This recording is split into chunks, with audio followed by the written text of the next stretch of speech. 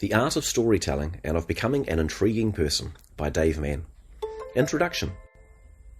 This series is about a specific topic, the communication of Christian messages within semi-hostile or disinterested Western environments, like here in our homeland of New Zealand. These brief chapters are purposed to give perspectives that might help Christian believers see how they could engage with their story more often on secular platforms and even be loved for doing so. This is concurrently a support resource for our Why Christians Believe Christianity to be True video and booklet series, which can be found for free online at whychristiansbelieve.nz. For several decades now, there has been a general neglect in many church circles of talk and teaching about reasons for faith.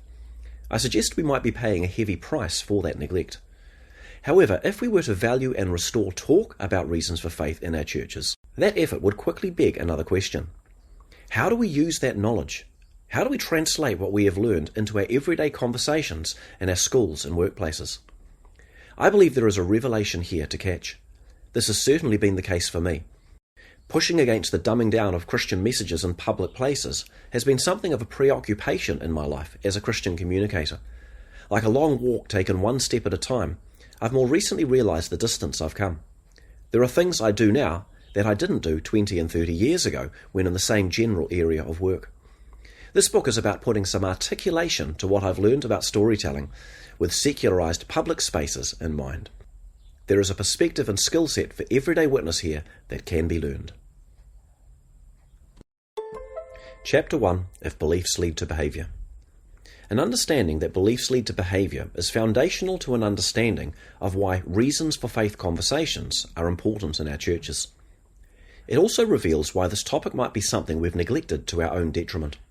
An unanswered question can become a doubt. A doubt can take root as a new belief. Those new beliefs then undermine our true beliefs with two key effects. The strength of A, our faith, and also B, our witness, will naturally then be decreased. It is therefore likely that we are losing people in all age groups due to unanswered questions. Many in our churches may never have heard a holistic, start-to-end articulation of why we believe this faith to be true. They will instead have heard bits and pieces. They can't therefore bring knowledge about reasons for faith to their conversations. For many, they will therefore choose to stay silent. As one example, 2/3 of the young adults in our churches leave in the 18 to 22-year-old age bracket. It's hard to defend what you don't know. There's also little point sticking with something you no longer believe to be true. The point is, we are likely paying a price as churches for the low value we have placed upon knowledge that affirms the intellectual credibility and truth of our faith. In our Pentecostal churches, the experiential dynamic is given a level of diligence, and this has great value. God's Spirit can work in our lives. However, given we live in a highly religiously skeptical society, I suggest this is only half the picture. For context, one recent international study on faith and religion placed New Zealand as the third most secular nation in the world. First and second places went to Spain and France, with fourth and fifth going to the UK and United Arab Emirates, then Egypt, Australia, Argentina, Canada, Hong Kong, then Mexico. Amazing experiences of God's power and love are not enough alone. Many of the young adults who leave our churches have had amazing and profound experiences of God's love and grace. Consider then that Hindus have religious experiences too. How is one experience different to the other?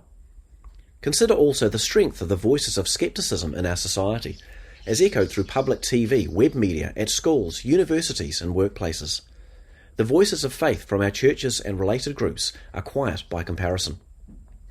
It's not difficult to understand why many lose interest and conviction regarding our faith. Why then have we not valued a knowledge of the reasons for believing this faith more, and especially when such a broad body of research, information and evidence exists? The Apostle Paul said, "I have become all things to all people, that by all possible means I might save some." 1 Corinthians 9:22. Our love for those who do not know Christ alone could convince us this knowledge is actually very important. The Apostle Paul valued sound reason, as also did Peter. Consider how in his recorded gospel preaching in Acts 2 and 3, he spends most of his time in both cases pointing toward evidences for his messages that were relevant to his audiences. This knowledge directly connects to the strength of our people's faith. This knowledge directly connects to the confidence of our people's witness. I believe we have paid a price for our neglect. It's a hard word. Were we to agree that a knowledge of reasons for believing our faith is something to be valued more, that would raise a second question. How could our members be helped to communicate that knowledge in secular environments? This specific question is the topic of this short book. At the base of this, there is a small change of approach needed. As an overview, the old mode is maybe best typified by words like argumentation and telling. It was about knowledge and facts. We engaged rationally to discuss what might be true. This approach isn't working so well today. The reason is that many have rejected the fundamental idea of truth in their thinking. You have your truth and I have mine. The challenge is therefore in working out how we might intrigue these people to engage in conversations that they might otherwise have seemed disinterested in. Many in our churches have not worked out how to do this, which is why their witness in secular places has fallen silent. If we could change this, it would make a difference. The things people hear affect the way they think. Put differently, public voices shape public perspectives. We live in a highly secularized society. Positive references to the Christian faith are rare in the public square, while negative references are common. Very few voices affirm the probable reality of a God and spiritual reality, while many suggest spiritual ideas should be kept personal and private. Science explains reality, not religion. The various religions are not actually true, but we accept that they must be tolerated and respected in the sense that they can hold a personal or cultural value to an individual. The thing called truth is therefore now being significantly defined in our society by what people hear. Repeat something enough and people will believe it. This is why we must speak again. Our silence gives permission to a negative trend. If the public are led to believe that our faith brings more harm than good, their hearts will be hardened toward us and the hope-filled messages we bring. Speaking can change this. So how could we now engage more intentionally and winsomely within our more hostile society, at school and in the workplace environment? How could we provoke thoughts or stir interest to diminish religious skepticism while addressing untruths that are being built into our cultural perspectives? Let's start. Chapter 2, a difference between what we say and how. There is a big difference between knowing what we want to say and knowing how to say it. How we say things in public environments should be different to how we speak in our church environments. This is a skill set that many are not strong in, and for which role models are sometimes difficult to find. We therefore look to Jesus for a framework, but then to current wisdom and experience for an application in our times. Jesus communicated many things through stories and questions. He was also a master at brevity in communication, which this chapter will also demonstrate. Stories are memorable. Memorable things are also repeatable. Stories can additionally carry meaning. However, like Jesus did, stories can be used wisely to conceal a matter if an audience is hostile. Sometimes when in a highly secularized environment, directly answering a question is foolish because there is prejudice. For example, consider when Jesus was asked, "Jesus, should we pay taxes to Caesar?" Or how about, "Jesus, we caught this woman in adultery. The Mosaic law says she should be stoned. What do you say?" Wisdom was needed, and sometimes that also includes silence. It is sometimes wise to conceal a matter. However, in balance to that, true love must surely compel us to speak, to testify to what we have seen and known. God is real. There is a greater meaning and purpose to our lives. There is an enduring hope that can be found, despite the pain of this life. The question is, how do we bring these ideas into our conversations when we are in potentially hostile or disinterested environments? This is a thought that has plagued me my whole life. Most of my work life has been spent representing a united body of Christ in public spaces. How could we get the God conversation back on the table for discussion? It's clearly not about being blunt in the sense of just telling people what we think. Our goal isn't to win arguments as much as it is to win people. And we know it is possible to win arguments while losing people. I suggest the answer to this question is significantly about our manner. As 1 Peter 3:15-16 puts it, to paraphrase, always be ready to explain the reasons for the hope you have, but do this gently and respectfully and authentically too. The question is, how could we translate points we might like to make into stories and questions suiting our conversations? So the point isn't missed. This is exactly what Jesus was doing when he told the various parables and stories. And we'll look briefly at how the apostles Peter and Paul connected with different audiences in the next chapter. The adaption here for us is in considering what stories might connect in our cultural environment. We cannot do exactly what Jesus did because our cultural environment is not the same as his. His audiences were Jews who were spiritually open and engaged. Our audience is of largely skeptical Westerners who have been trained to be spiritually disconnected and vague. So what kinds of stories could we tell? We often limit our stories to the gospel and maybe to our primary story about how we came to faith. We believe these are the two stories we're supposed to tell. The suggestion of this book is that these are only two of many hundreds of possible stories we could tell, all of which could point people one small step at a time toward their Creator. Introducing 6 types of stories for our conversations. 1. Stories from our own life experience. 2. Stories from other people's life experience. 3. Stories from the natural world, from reason, logic, and science. 4. Stories from our bicultural history. 5. Stories from our values history. 6. Stories from the Bible. I suggest the above as gold for our Christian witness in semi-hostile environments. Through stories fitting these categories, Christian thoughts and ideas can be introduced into conversations, giving people reasons to consider this faith, while also being done with wisdom and tact. I have maybe 20 to 50 stories sitting within my general knowledge in each of the above 6 categories. I've included references to various possible sources of stories at the end of this book. I use these stories in public talks, private conversations, and in talks to church communities. The stories are like a resource bank that I am able to draw upon for my public communication. Through the process that is outlined in this book, I've worked out how I can quickly adapt within different environments to say things that are meaningful.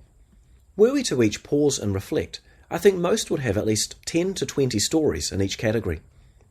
We will know more stories than we initially realize we know also. The exercise here is about identifying stories we could tell, or things we could say that we've never thought of saying before.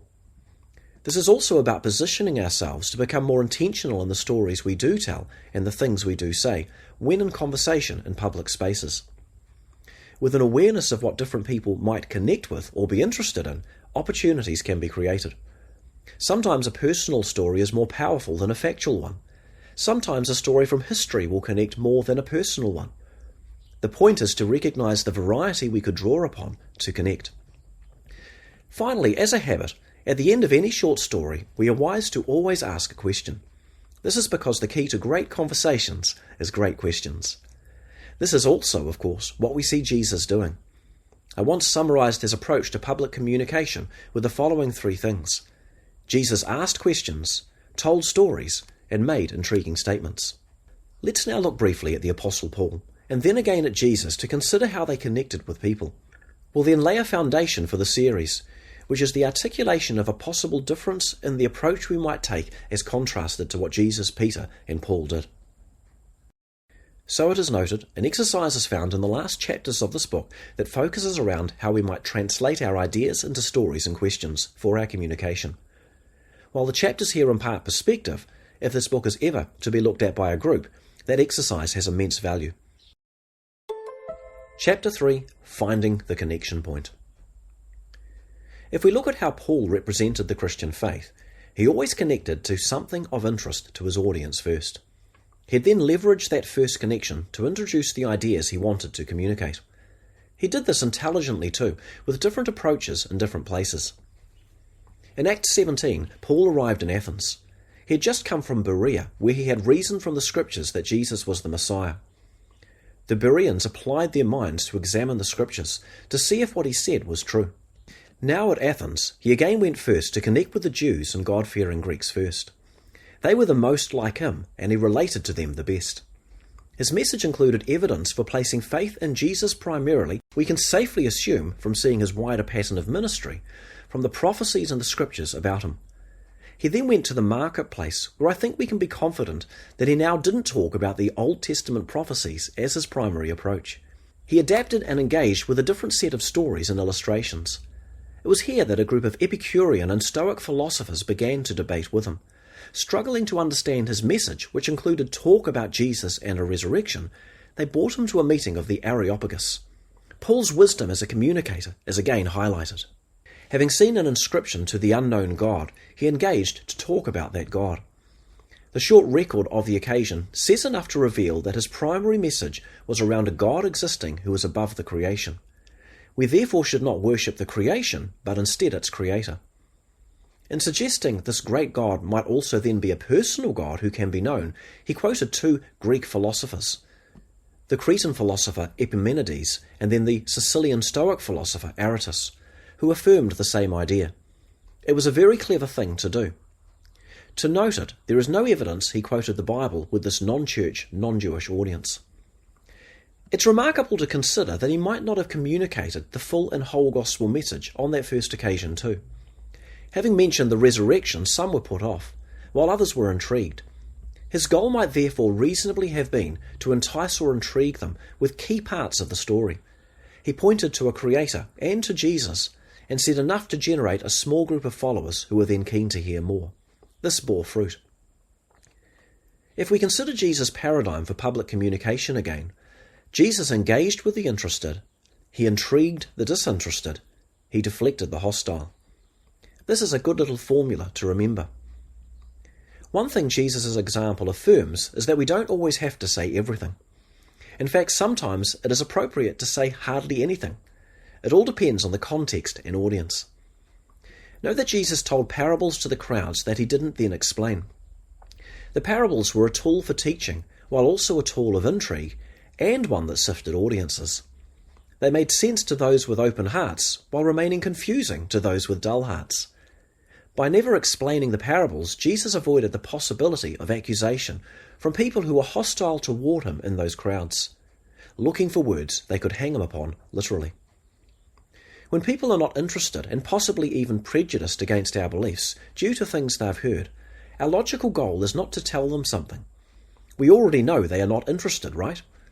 Instead, our logical goal is to find a way to intrigue them in the hope that they might become interested. This is where an approach based around stories and questions can be powerful. Please note there is a distinction I am making here between our regular conversations and opportunities we might try to create in highly secularized spaces. Many have written or taught on skills for general Christian outreach, including myself. What we are talking about here is the reinsertion of Christian messages in secularized and public spaces where many are otherwise currently not thinking to say much. My point in the series is that no matter the context or audience, there are ways to still say something. It is possible to impart spiritual thoughts and ideas even in the most secular environments. And given how many of our public spaces are becoming highly secularized, this is an important topic.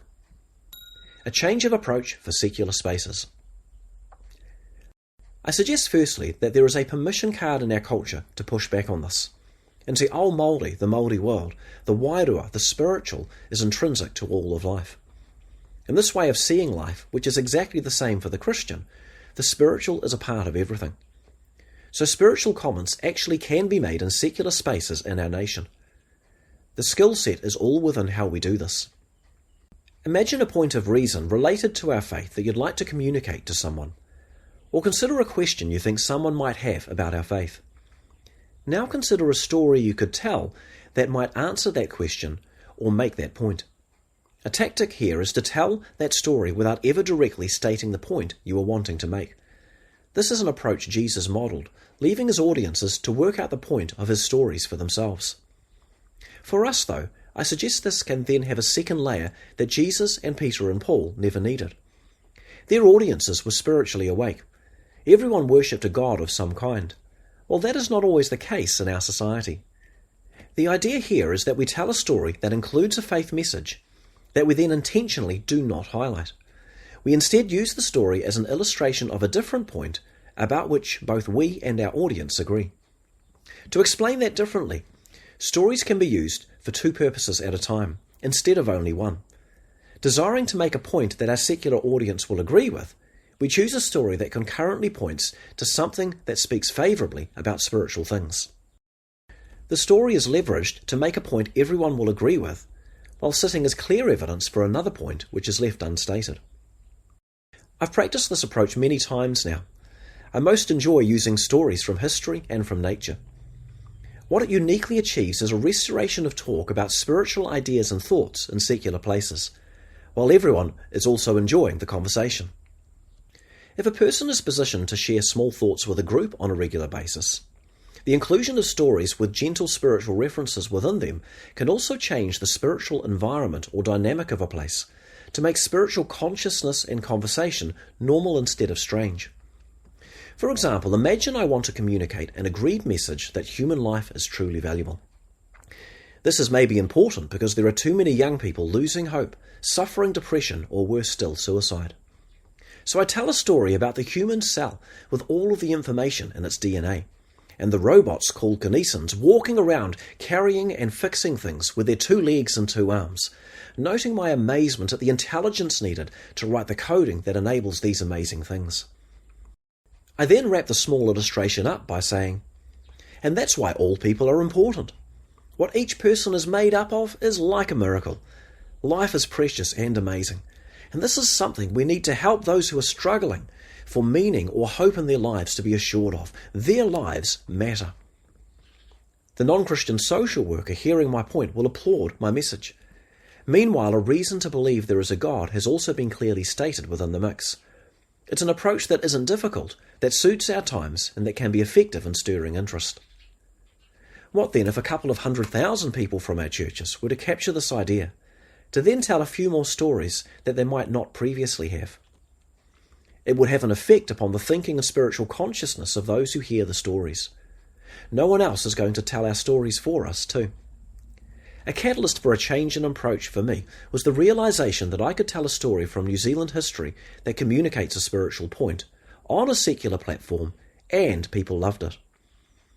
As I discovered the dynamics, I realized that the same could work for stories from nature or in relation to reasons for believing our faith, and more. The key was in discovering the dynamic that made these stories acceptable to the secular mind, to then transfer it to a wide range of other stories. One story at a time, I could help people become aware again of the spiritual dynamic of the world around them, while also connecting at their point of interest, like Paul did in Athens. To summarize the tactic again, this is about stories that include a reference to matters of faith, but within which those matters of faith are not the main emphasis or point. It's an approach to storytelling in public places that works within our culture. Instead of saying nothing, we can say something. Chapter 4, Identifying the Opportunity. A few decades ago, when there were questions about our faith or objections to it, we might rise to defend our faith. As noted earlier, this made sense to the modern mind, which was a rational mind. However, from the 1970s or 1980s onwards, we've been dealing with the postmodern mind. This believes everything and nothing is true, because we all have our own truth. In the postmodern mind, there is both a God and isn't a God, and no actual moral code exists, even though right and wrong also clearly do, and all religions are equally true, being all true and therefore all also equally false. Add to this an ever-increasing culture-wide skepticism that has developed toward our faith, and it's not hard to see why Christian witness can be a challenge. At its core, I suggest we're now dealing with a culture-wide belief that our faith has been proven to be false. This is a key statement. This is why so few have questions about our faith. They believe it has been proven to be untrue. So what's the point in asking a question? I mean, we know there's probably no God. All the religions are basically the same. The Bible is a book of myths, no different to any other religious book. And if there is an occasional miracle, all religions have them, right? It's quite pointless trying to prove the truth of something to a person who doesn't believe truth exists. They'll simply end up entrenching themselves in their own ideas because why change your view if both everything and nothing are true? We might even give a good argument, which they have the clarity of thought to see and admit. But they might then equally leave that conversation with no intent to change their views. As a generous person, they might also walk away feeling genuinely happy for you, that you found your truth. Though if your manner was dogmatic, asserting your view with conviction, as if you really did think it was actually true, they might also feel a bit uncomfortable about how intolerant and judgmental you seem to be, because it seemed like you thought they should actually believe what you believe. This is where the power of stories and questions needs discovering. Stories can say something without saying it. To put that differently, stories provide a gentle way of still saying something. Consider that there are very few things said in a statement that could not equally be rephrased as a question, or retold as a simple story or illustration. Stories and illustrations can seed ideas, stirring interest while providing a platform for future conversations. The application here is in our people skills and communication skills. As we master the art of good storytelling, we might discover there are more opportunities in secular spaces than we previously realized. By the way, here as a revision are the 6 types of stories we could bring to our conversations. 1. Stories from our own lives. 2. Stories from other people's lives and experiences. 3. Stories from the natural world, including reason, logic, and science. 4. Stories from our bicultural history. 5. Stories from our wider values history. 6. Stories from the Bible. Different types of stories will then appeal to different people, and practice makes perfect. Places to tell stories. To help you see some possible applications of this, imagine you are part of a team or charity or work environment or similar group in which the team sometimes gathers for a short karakia or prayer. This practice is increasingly common here in New Zealand, and a very short thought could be shared before that karakia. If you are the one to pray, you might therefore have a chance to share a short story for 2 minutes about something spiritual. To understand the dynamic, the word spiritual in a secular environment refers to something that evokes a sense of wonder or hope. The point of this series is that you could be intentional, A, to tell a story, B, that has a side reference to the idea of God or faith. Yet because the God factor is a side point, not the main, your words do not offend the secularist who is present. If the DNA of this can be caught, you might just have found a way by which you can introduce and share very gentle spiritual ideas and thoughts again and again. Without question, doing so affects perspectives and opens conversations. Or for a different context, imagine you are a pastor whose church has a number of community ministries that meet needs in the community. The spiritual dynamic can easily fall silent in these. Imagine your community ministry has now become highly secularized, with no Christian references. This is not uncommon. You could start a habit of visiting the team to thank them for what they do, maybe calling them together for a word of encouragement that reminds them of the importance of their service, followed by a brief karakia or prayer. Again, that story could achieve a few purposes, one of them being to affirm the possible truth or value of the Christian faith. The skill is in how this is approached, for example, if most of your team members are not Christians. To note it, because we are in a society that is wanting to show respect to people of all faiths, it is acceptable for any person to say a little about their own faith. The key is in never saying anything that insinuates that others are wrong or should believe the same thing as we do. This is to say, the above approach is entirely acceptable in our current cultural environment. Were a Hindu, Buddhist or Muslim to do the same, I expect that we would likewise have no problem with them bringing an illustration for a common point out of their own faith or cultural tradition. In addition, I think we might even appreciate it, because it gives us an insight into how they think and regarding what they value. Once modelled, this approach is likely to be more caught than taught. Other Christians in your team might then pick up on your method, for example, seeing how positively stories from our bicultural history are received. They then relay the same story you told to a client of theirs when in a conversation, thereby again encouraging a perspective of faith and hope. There are therefore opportunities within cultural seasons, like Christmas and Easter, and also Mother's Day, Waitangi Day, Matariki and Anzac. With creativity, it's possible to tell a meaningful and hope-filled story in connection with all of these seasons. There will be special events, including birthdays, weddings, funerals, community dinners, and various other celebrations, at which a story could be told to make a positive point. There will be clubs and societies we are involved in, whether cultural or sporting or in connection with the creative arts.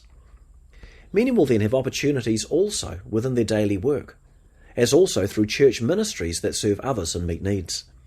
The earlier part of this chapter gives an idea where a short story can be used to help say something encouraging to a work team. It's not hard to tell an interesting or fun story, while with wisdom this can concurrently raise awareness of the spiritual world around us. There are then our many personal conversations and interactions in which short stories can readily be used.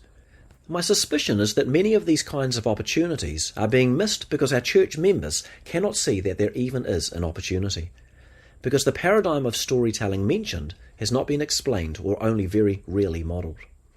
Faith messages can be heard in secular places through storytelling. Let's now look at what I think is the key dynamic. Chapter 5, The Power of a by-the-way story. In this chapter, I'm going to expand on what has already been said to give some examples to help us see how valuable our storytelling can be as a part of our witness, which is concurrently a part of the much wider work of God's church. As noted already, the approach I've come to for communicating Christian ideas in secular spaces is storytelling within which the Christian dynamic is a secondary, by-the-way factor in a story, not the primary. This means I tell a story in which the primary message is about something that myself and the other person or audience will agree upon. An example. Earlier I illustrated with a story from Reason, discussing the wonder of our DNA, noting that intelligent information needs an intelligent cause. The inference to the existence of a God is clear within the illustration, but the illustration was used to make a point about how amazing people are, not about God. As a communication skill, the distinctive lies in the "what I learned was" statement or question that we put at the end of the short story or illustration.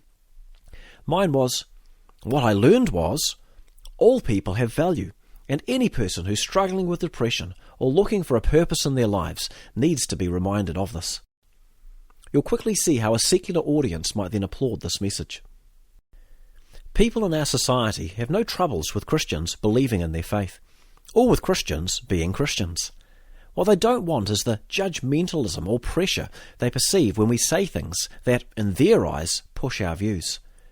Their sensitivity especially relates to any inference in our words that anyone else should believe what we believe. The revelation is that we can, therefore, include references to God or miracles or faith within our stories as long as there isn't a strong sense within what we've said that we're trying to push our faith or ideas. Stories from history are especially powerful in this regard.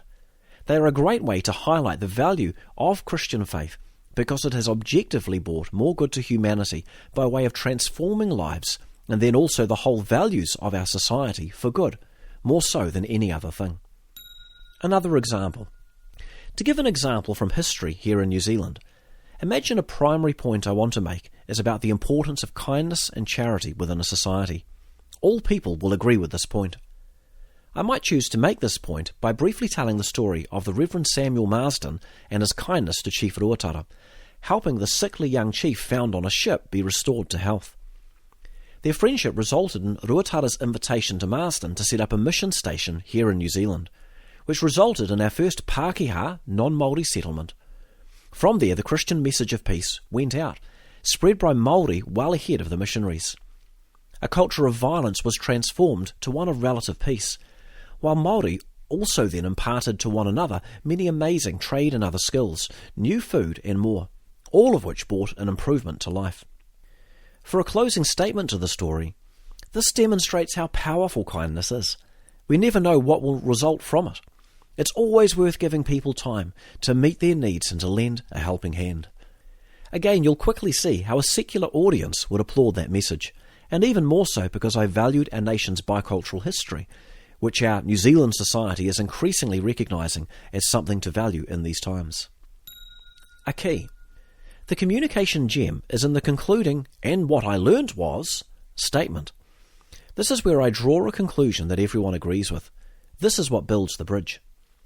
For a context to the prior example, here in New Zealand some would like to suggest Christianity was an imposition of colonisation. If this were so, as we decolonise, it might also be appropriate to de-Christianise. The above account from our history tells a different story.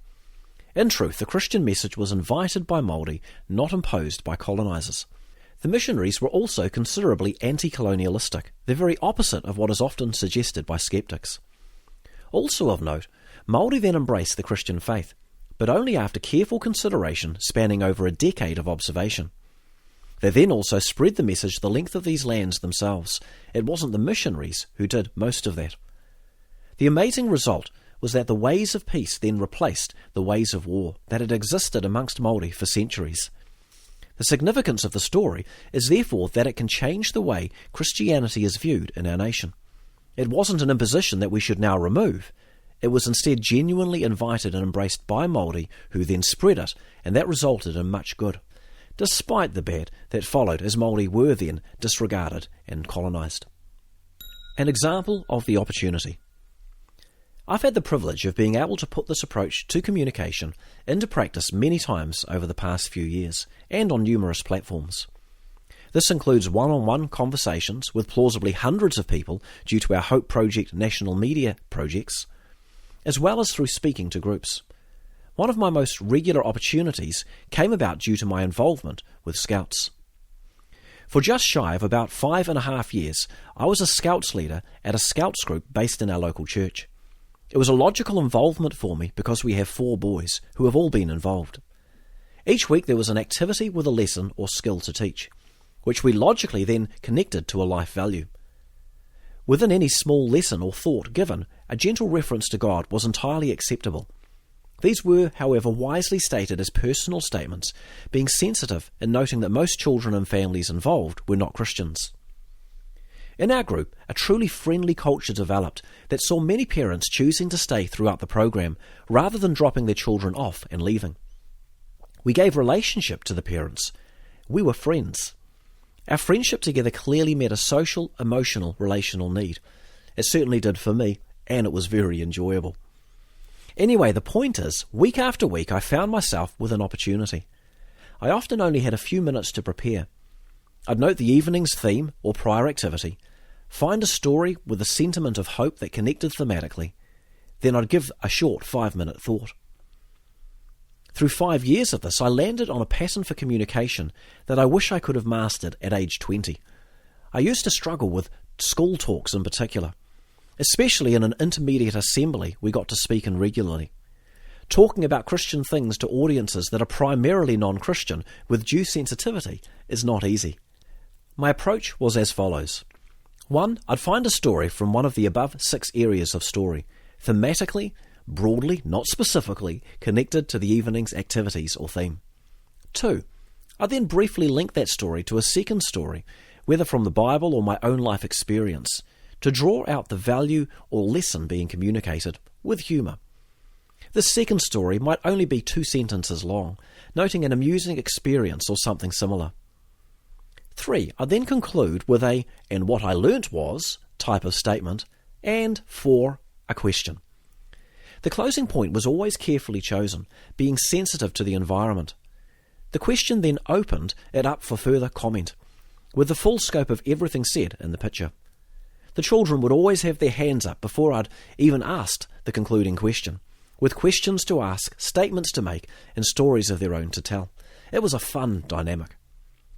To put definition to some of the dynamics, these were Christian talks purposed for secular environments and audiences, like the series is about. A key dynamic was that it was unapologetically Christian, because I am a Christian, which everyone knew. That is authentic, and no one had a problem with that. What surprised me was the scope of what could be discussed, noting this was a regular opportunity. I was forced to draw upon different stories, each being connected to the day's theme in the program, but then also intentionally to cover different messages related to life, faith and hope. The point is, I learned that a lot can be said, and it bore specific fruit. There was hardly a parent involved while I was there with whom there weren't a number of meaningful conversations, whether about parenting, life's challenges or faith. On various topics I'd throw out questions to the parents also, like getting one of them to tell a real-life story that illustrated the point made through the first story from history, reason or nature. It was a free-flowing and respectful environment. At least 2 parents made their own religious decisions to value or embrace Christian ideas and beliefs in their lives. All others seemed to view the faith very positively, including openly discussing it. An example. For an example from another context, I've had the opportunity to apply the same storytelling and conversational approach at hui gatherings on marae. This has been both in conversation and through opportunities to speak. One occasion in particular is highly memorable to me. While the story is too long to tell here with all of its interesting details, suffice to say, after speaking with as many as 300 present, I had a near standing ovation. What was so intriguing and encouraging was that I had significantly talked about Jesus' influence in history, including upon political systems and freedoms in both the European and New Zealand bicultural contexts. It was not a Christian gathering. I also hadn't expected to be speaking to this particular crowd. I was also only one of a very small number of people there without Māori blood in the mix. So being conscious of the elephant in the room, which was, why is a white fella talking to us on our turf, I launched into a series of 5 or 6 very short stories about my cultural ancestors as a white fella, showing key points that changed the course of European history, that then echoed into New Zealand in a positive way. The stories cut through the unseen tension, noting again that I'm a white boy who then ended up with a privileged place of having the microphone within a larger hui at which most had gathered for a purpose separate to our own. The formula of a story with a second message works, if the primary message is something everyone can agree upon. This is a skill set to capture and bring to our conversations and talks. It is also important that certain stories be made famous, because they change people's perceptions about the place and relevance of our faith to our society and lives. The story of Ruatara is like that, as also the story of the first prayer in the first sitting of the first New Zealand Parliament. Many stories from the natural world can then point out that it's more rational to believe there is a God than not, and making all these points is genuinely important. We must engage more in our secularised public spaces because the stories people hear affect their perspectives. Those perspectives in turn define their truths. If we do not speak, we lose. It is also possible to speak with favour on all manner of platforms, religious and secular, if we can learn the art of a good story that has a reference to faith as its secondary meaning, while a commonly agreed message is the first meaning. 2 end notes. A message inherent in the first prayer in New Zealand's Parliament, which caused the first debate, is that while there were atheists and irreligious people in the room, we were always intended to be a nation built upon Christian values as contrasted with those naturally arising from atheism. It was never imagined Parliament would open without a Christian prayer. And in the absence of agreement as to who would pray, not wanting an Anglican to pray, to make it clear our nation would not be like England, in which the Anglican Church is the national church, a man was sent down the street to find the first Christian minister he could, who was brought back to pray. Of note also, as a secular nation, the word secular back then meant to be of no particular Christian denomination. The modern secular myth is therefore just that, a myth. It is a narrative that has been built. This nation is Christian if measured by our fundamental values and if assessed in the light of history. This is still true, even though these values have been departed from in the areas of sexuality and value of life in particular. End note 2. Consider the stories of Ngā Kuku and Te Rore. The young Te Rore was murdered by enemy raiders, yet because of the new Christian faith, Ngā Kuku decided to forgive the perpetrators for the murder of his daughter, rather than to get revenge, which was the cultural custom. The story, and others like it, was catalytic, being passed on by Māori as they travelled the length of these lands. The faith was then embraced by over half, and some say as much as 80%, of all Māori. And as a group, Māori remained more Christian, church-attending, though possibly on the marae, than Pākehā, non-Māori, for a century beyond that. Church attendance in New Zealand has never been higher than about 25%. It currently sits at about 16%, if regular attendance is measured by 1 time per month or more, though 16% is likely a bit generous. Chapter 6, The Power of a Personal Statement. This chapter will be short. Its point is singularly that the same principle that has been articulated here regarding stories can also apply to our personal statements. One key for faith-related communication in public places is the use of personal statements. These are statements that come from our hearts, stating what we personally think or believe, but without any inference or innuendo that we think anyone else should think or believe the same. This might sound like an obvious point, not necessitating its short chapter, but I encourage you to read on. The challenge this short book is seeking to address is the silence of many Christians when in secular environments. This is a problem because modern secularism is itself a religious belief system, with a full and complete value set that many, like myself, suggest is actually detrimental to human well-being if history is considered. The contrast is the amazing values our faith gifted our society, which is specifically what positioned us to become one of the most prosperous, free, equality-based and charitable nations on the planet. With religious secularism in a place of dominance now in the public square, our faith is largely silenced, as also are many stories from history that demonstrate the above contrast. The question is therefore, what can a person get away with saying as a personal statement to bring balance in contrast to the public pressure that exists to stay silent on spiritual things? The contrast to a personal statement is, of course, a truth statement. Some people think stating things personally and not therefore directly as a truth statement is a compromise. I don't see it this way. I suggest it's about sensitivity to others, phrasing things in a way that's gentle and respectful in recognition of differences. Regarding personal statements, it is normal to state our amazement at things that amaze us. It's also authentic and relational to do this. As Christians, we often hide the spiritual dimension to how we feel or think when in secular or semi-hostile environments. My suggestion is that this hiding isn't actually necessary. The difference is in the way we express what we say. Consider that the same stars that amaze us also amaze the non-Christian. The same robots in more than 1 trillion cells of our bodies that courier things around, called kinesins, amaze non-Christians as much as they amaze us. So if we state our views, even with the faith dynamic included as a personal statement, that can be acceptable and even appreciated in our society. So when we see an amazing sunset, we can state, "Isn't that sunset amazing? It's as if God painted the sky." To note it, the contrast is to other ways we could say the same thing. For example, "I thank God for that amazing sunset." This might be acceptable, but feels a bit blunt to me, because a non-Christian couldn't agree with that statement, while they could agree with the prior wording of the same. For a comparison, consider, "Who could deny there's a God? Look at that sunset." This is a direct truth claim, which might leave a non-Christian feeling awkward.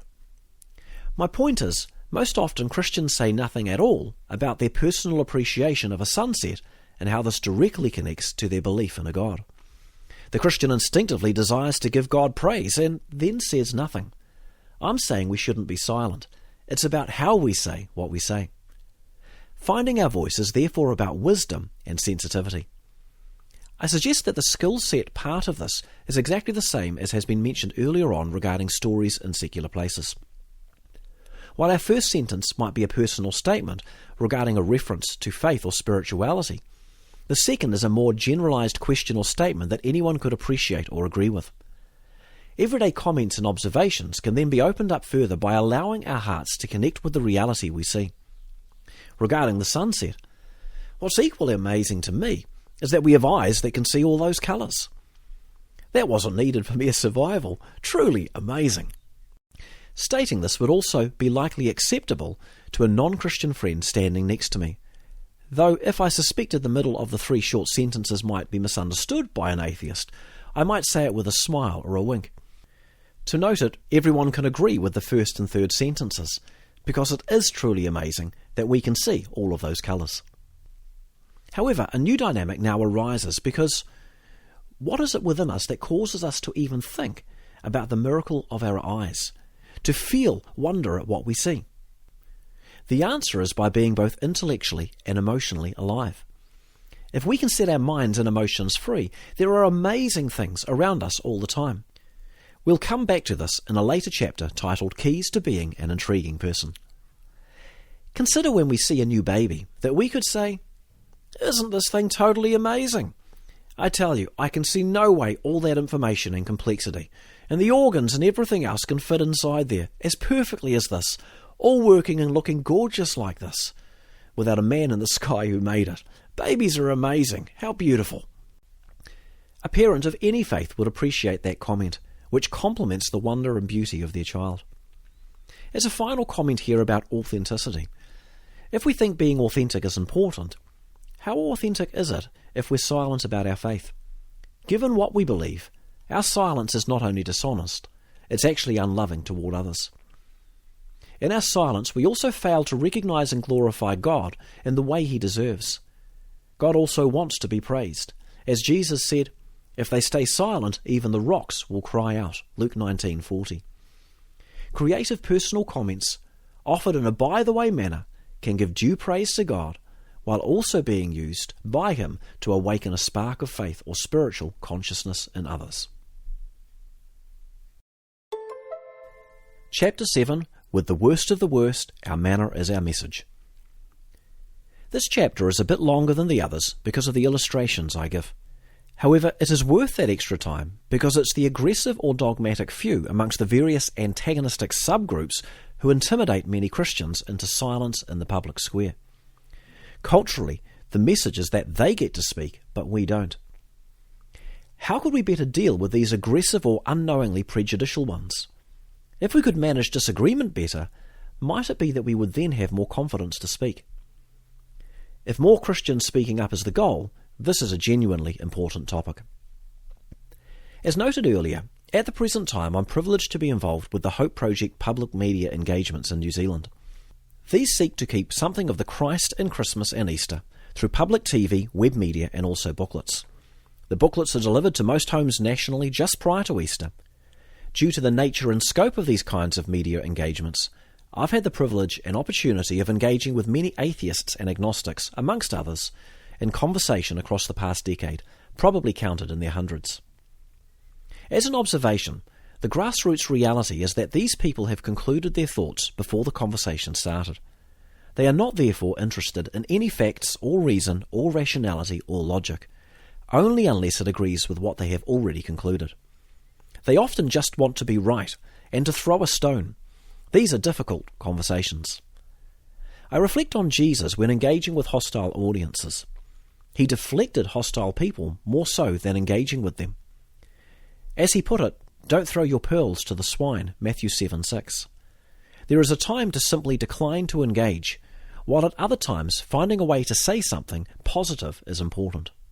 To note it, we created a video resource on the specific topic of conversational skills for hostile environments called Because We Care Series 3, altogether.co.nz/equipping-videos-members. At just 5 minutes per video, with discussion guides provided, it's a valuable resource. Let's look at a few tips for when engaging with these kinds of conversations and people. Don't say too much early on. As defeatist as it might sound, I first suggest that we avoid having too much hope early on in conversation with someone who's coming across strongly, who's antagonistic, that they'll ever engage rationally. If we're eager for a rational conversation, we'll often be disappointed. The human heart is easily corrupted and hardened. In my experience, very few will engage rationally, even though most will claim they are engaging rationally.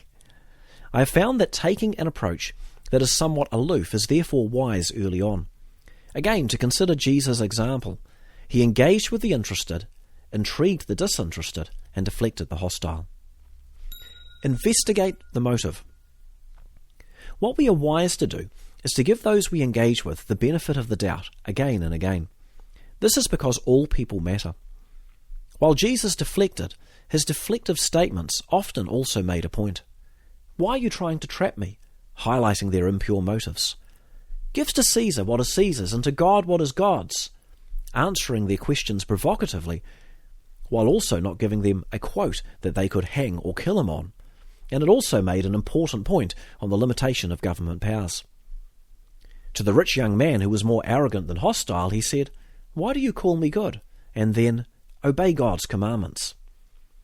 I suggest that both this question and later statement were purposed to investigate the rich young man's motives. It is only then that, having made his diagnosis, Jesus said, "Sell everything and give the money to the poor." Tragically, this was the specific advice that particular man needed at that time. While Jesus did deflect the hostile, what he did even while deflecting them was typically full of meaning.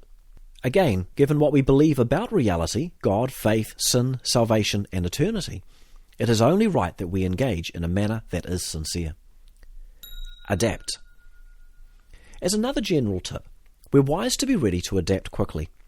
I've engaged with many people, for example, who are unable to admit that they could be wrong on any point.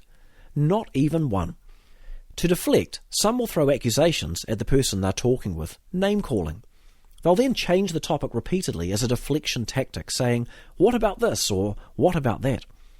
When this happens, we have options. We are not obligated to have to answer their questions. In fact, we are sometimes wise to ignore them, because they are like a smokescreen, obscuring the real issue. For example, we could pull a conversation back to the first topic, ignoring their other questions, aware that their actions lack intellectual integrity. If appropriate, we could even try to gently point this out to them, though that does run the danger of increasing the argumentation factor if they are reactive. Alternatively, we could adapt, showing grace, addressing each new topic that they deflect with one by one. Every conversation is different. However, in the midst of this, when people are getting intense or emotional, we're wise to see that the real issue probably isn't what's on the surface in their words. It could instead be in their hearts. It could be a hurt. It could be a doubt. Or it might be plain old pride. In their pride, they are convinced of their view, genuinely believing, I'm right and you're wrong, without need to actually think or investigate. In my experience of this, it's like some people have a brain block. They are genuinely unable to think outside of what they've been told by somebody else is true.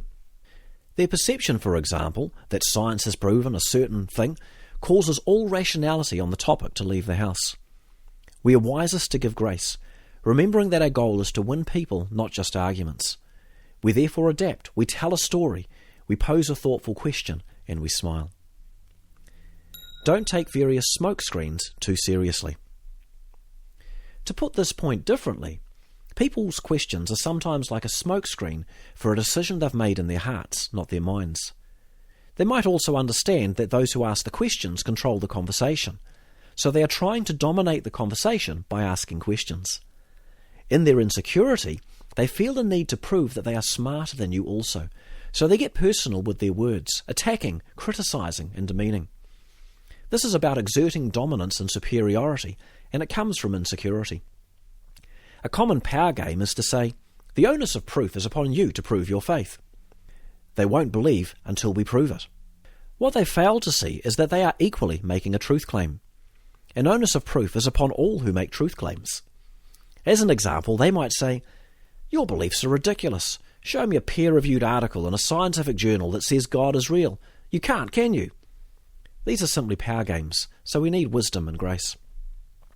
As a side point, so it is noted, philosophy is at the foundation of science. What is true and real is not therefore defined by what can be proven scientifically, because many things exist that are non-material and non-physical. Consider free will, which is nothing more than an electrical impulse in the synapses of the brain if there is no God. Without free will, what is rationality, or moral responsibility, or beauty, or love? There are clearly many things that are real and true that are not material, which physical science cannot test or prove. Stories often yield more positive results than reasoned arguments. When a conversation is going in circles, or simply ceases to be fun, I try to turn a conversation to stories, or to a question if I'm stuck for a story. When I present an argument, like a reasoned thought, I also try to do so in the context of stories and examples. A story that speaks to a topic can communicate clearly while being interesting. A simple illustration in a sentence can connect with an emotion. We can unite with a person in a sense of wonder created by a story. For example, to continue the above example of a person who says that only things that can be materially tested or validated in a scientific journal are true, I don't take what is or isn't in a scientific journal as the definer of all truth. Science cannot prove love, while I enjoy being part of a loving family. I also once saw a man in bed for 9 years get up and walk as a result of being prayed for. An atheist would never write in their scientific journal about that, but I saw it. What about the evidence that suggests a spiritual realm exists?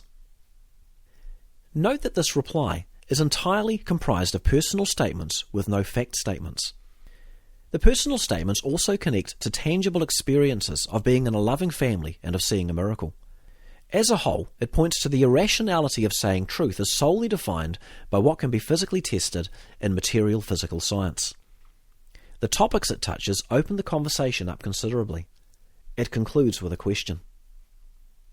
Were they to question that healing, I'd then instinctively think of a video of a healing, like of Jean Neal's miraculous healing on YouTube. So I'd send them the link so they can have a story they can remember. Jean was from the UK, was wheelchair bound, and one day in a large church gathering was suddenly able to stand and run, and it's all on video. If you search beyond the short version, there's also a 15 to 20 minute documentary by CFAN, Christ for All Nations, that investigates and tells the wider story, including the testimony of doctors, friends and family. Give compliments. I regularly compliment those I'm engaging with, like if they're making a good point or asked a good question. You seem to have thought a lot about this. I agree it's important. Well done. This helps them to be reassured I'm not arguing with them, even if their tone is rude and argumentative. This serves to correct or moderate their rude behaviour. If they are personally insecure, this helps them feel better about themselves, so they aren't as aggressive, domineering or bossy in their tone, these things being a cover for their insecurity. Ignore rude and distracting comments if their sincerity is in question. I choose to ignore many things that are said in various online conversations, as also face-to-face if they are animated. Once it's clear they are not sincere, or only want to be right, what's the point? I therefore step back to consider what I'd like to say, and then how. Consider Jesus when asked by what authority he did what he did. He replied to the question with a question that didn't answer the question. John's baptism, where did it come from? God or man? Answer my question and I'll answer yours. That was clever. And God can give all of his children wisdom like that. Jesus said, "When you are brought before synagogues, rulers and authorities, do not worry about how you will defend yourselves or what you will say, for the Holy Spirit will teach you at that time what you should say." Luke 12:11-12. Verbally reaffirm healthy boundaries. I refuse to ever engage in an argumentative manner. To help them chill out, I sometimes point out that I feel no compulsion to have to prove any point with them. It's a free world, right? However, if they are interested in hearing a different perspective, I'm equally happy to engage. This approach helps put people at ease. It also helps to calm things down if they're too intense or pushy. I've often had people who are coming across very strongly change their tone once some boundaries were put in place. My encouragement, however, is that telling stories is the bulk of it. Story after story after story. They are the evidence. They are also memorable, they are interesting, and if you are online and your story is brief, you never know how many people will read it. To illustrate, imagine a reply to an atheist saying, "You might think everything that exists here is just a series of accidents. It's a free world, I have no need to change you.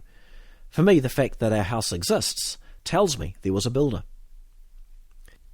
To illustrate further, were they showing evidence of being a little informed, even if a bit emotional or antagonistic, I might state the same thing as follows. Consider the many amazing complex things we've discovered, like life, or the workings of the cell, or the fine-tuning of the universe. I can't see how things this complex could make themselves by accident. I'd be interested to hear how you make sense of that. Genuine question. As far as I can tell, there is no observable evidence or process for these claims. It's the historic sciences, not observable science. And the idea that accidents made them defies known laws of science like the second law of thermodynamics, the law of entropy. I have no problem with you believing something different to me. I just can't see how saying it was all made as the result of a series of accidents is more logical than saying this house exists because there was a builder. To note, I never directly said they were wrong. I didn't directly claim everything was created either. There are no absolute truth statements in the above. Instead, as a personal statement, I said, I can't see how that makes sense. Note the questions I raised and asked, inviting a response with a friendly, gentle manner. Note a few illustrations or stories and examples were included, concluding with the simplest of these. Note also that the tone isn't argumentative, and in at least two parts of this, I take time to reassure them of the manner of my engagement. Genuine question. As far as I can tell, I have no problem with you believing something different. I just can't see. When we're dealing with argumentative people, our manner is important because it can open the conversation up. Look for what's in their heart. The question of a person's motives and heart are very similar, but they are different things in my view. Our wider challenge in these conversations, as noted earlier also, is to find the real question behind all their questions. What thought or motive sits at the root of what they're seeing, being that an unyielding opinion hurled irrespective of any evidence presented, a mocking tone, or maybe evidence of them having strong emotions connected with their beliefs. However, beyond even the topic at hand, this is a person. This is a husband or wife, a daughter or parent. What is their real and deepest need? Who are they as a person? Why are they disinterested? Why are they defensive? Why do they have so much emotion attached to their beliefs and statements? Can they see that they are failing to engage in a logical manner? Are they able to see or admit that they might have personal prejudices guiding their thinking? Why do they have those prejudices? Illuminating these hindrances can be helpful. It might help them engage more rationally. It might bring a conversation back to planet Earth, and it might connect with their heart. I've had people who started by demeaning the Christian faith as irrational, for whom it turned out that hypocrisy in the church was their emotional driver, not a rational argument regarding truth. Any talk about science or reason would have been a waste of time, because they might potentially have no problem believing that there could be a God. The issue is more in the hypocrisy they perceive, which left them feeling convinced that religion causes more harm than good. All churches want is money from vulnerable people anyway, right? But what was behind that? How about a guy who told me his grandfather had been a preacher in a conservative church? Whenever he did wrong as a child, he was made to sit in the corner and read his Bible. He had become resentful as a result of an abusive spiritual authority. Here we are 40 or 50 years later, and he has palpable anger regarding the Christian faith, while being financially broke, a sickness beneficiary, and an out-of-control alcoholic. He wasn't someone who needed my disagreement or any point proving. Yes, he was arguing, but what he needed was to see love. When a person is intense or coming across very aggressively, a great thing to say or ask is, "You seem to feel very strongly about this. Why is that?" If they raise many questions in a row, you could say, "You have raised some great questions. Could we look at them one by one? I'm happy to engage if you're interested, but to note it, if you're not really interested, I have nothing to prove here. We're allowed to have our different views." Or alternatively, we could say, "You seem to have many questions. What's behind this really? You seem almost motivated to try to show this faith to be irrational. Why is that so important to you?" All of these conversations are like peeling layers off an onion. You can only go layer by layer, but you have to do so with wisdom, knowing the most important conversation will relate to the heart. However, if a person is simply rude, let me reaffirm again that there's nothing wrong with politely declining a conversation. I'm very happy to discuss this, but there seems to be an amount of emotion in this conversation. I feel no obligation to prove anything, and I can't see how a society can be a good society if we're not able to tolerate differences. Thanks for sharing your thoughts. Sincerely, all the best. I've had these kinds of conversations face-to-face and online. I don't usually enjoy them, to be honest. However, I engage because all people matter. The tactic is to stay relaxed, tell a story, ask a question, and sometimes to simply change the topic entirely, to try to find the person, because they really must be more important to us than the topic at hand. Consider the meaning of the following statement said with a smile. I like you too much to talk about that with you. Always stay relaxed and smile. The final key is to keep smiling, carrying an attitude that is the antithesis of any tension arising from their rudeness or name-calling. I sometimes view a person's emotions like those of a child, wanting to get their own way. I choose not to be intimidated by anger or attempts to dominate. My response is a choice, and not always automatic. In most cases, there is very little substance to people's knowledge and arguments against our faith when tested. Ours is a truly rational faith. Remember, our manner often is the message. We've worked out in our social media that far more people watch these conversations than participate in them. Our manner really is as important as our arguments, if not more so. People are making judgments about who we are while listening to or watching our conversations. Being like Jesus in our manner and love is essential when representing him. A word unwisely spoken often cannot easily be retracted. We also remember that our conversations with a person are likely just one of many they will have. We are a step on a journey. What impression did we leave? To end this chapter with a positive story, a guy engaged with us online with the usual criticisms of our Christian faith in response to something in one of our public social media efforts. Central to his objection to our faith was the problem of evil and suffering. he had all manner of critiques against God. I replied by saying those were great questions and sounded very much like those of a man named Job asked in the Bible. Job was super angry at God for sufferings he experienced, and 50 chapters record the whole event and conversation. The man's reply was, "I'd be interested in reading that," so we sent him a Bible. He then continued with various questions and accusations against our faith, until I felt it had gone long enough. I simply said something like, "I feel we've engaged around your questions plenty. The real issue here is in the heart, because there can be no end to our questions sometimes. If God is there, he can be found. How about simply calling out to him, to ask him to reveal himself to you if he really is there?" The man went silent for a while. Then, when he came back next into the conversation, he commented in passing, "It's amazing how different I feel since I decided to trust God, even though his whole existence still makes no sense to me." In the last contact I had from him, he messaged me to let me know that he'd decided to start going to a local church and was planning to visit a few near him to find one he liked. Our conversations, our reasoned explanations, and our gentleness can answer questions, open doors, and make a difference in people's lives. Are we courteous, respectful, complimentary, positive, rational, humble, honest? Are we giving diligence to engaging with people, no matter how unfriendly they might seem, because all people matter? Remember, hurt people hurt people. When a person is rude or emotive, there is a reason. Wisdom can often calm them down. Wise questions can draw them out. In this manner, God might work through us. Chapter 8. Topical adaption when in conversation. Here is a brief 1.5-page revision before a new point. As a reminder, the goal of our conversations is to win people more than to win arguments. Our manner is important because people will remember what we are like far more than they remember what we say. And Jesus' example of communication through stories and questions is a good one to follow. 6 types of stories for use in our conversations are as follows.